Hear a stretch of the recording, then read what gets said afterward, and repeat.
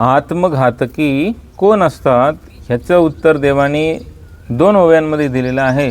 अध्याय नंबर 5 ओवी नंबर 283 आणि 284.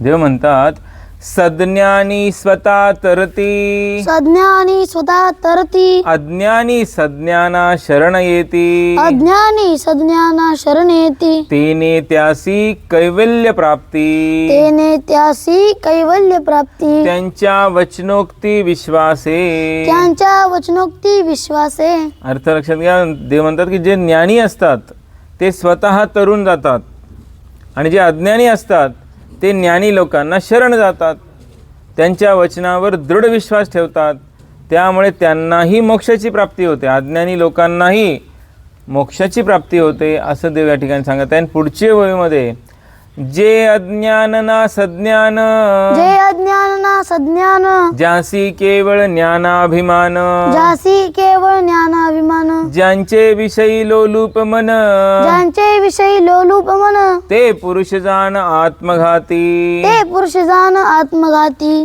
देव इथं आत्मघातकी कोण याचं उत्तर देतात की जे ज्ञानीही नाही आहेत आणि अज्ञानीही नाही आहेत, पण त्यांच्याजवळ केवळ ज्ञानाचा अभिमान असतो, असे जे व्यक्ती असतात ज्यांचं मन केवळ विषयांमध्ये आसक्त असतं, ते पुरुष आत्मघातकी समजावेत.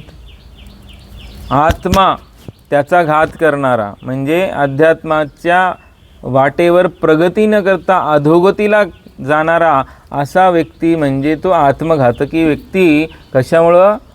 कारण तो ज्ञानीही नाही आहे, तो अज्ञानीही नाही आहे, पण त्याला ज्ञानाचा अभिमान आहे. म्हणून नको नको मान, नको अभिमान, सोडे मी तू पण तोची सुखी, सोडे मी तू पण तोची सुखी, असं जगद्गुरु जनार्दन स्वामींनी सांगितलेलं आहे.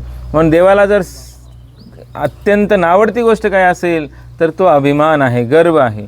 म्हणून माणसाला कधीही अभिमान नसावा.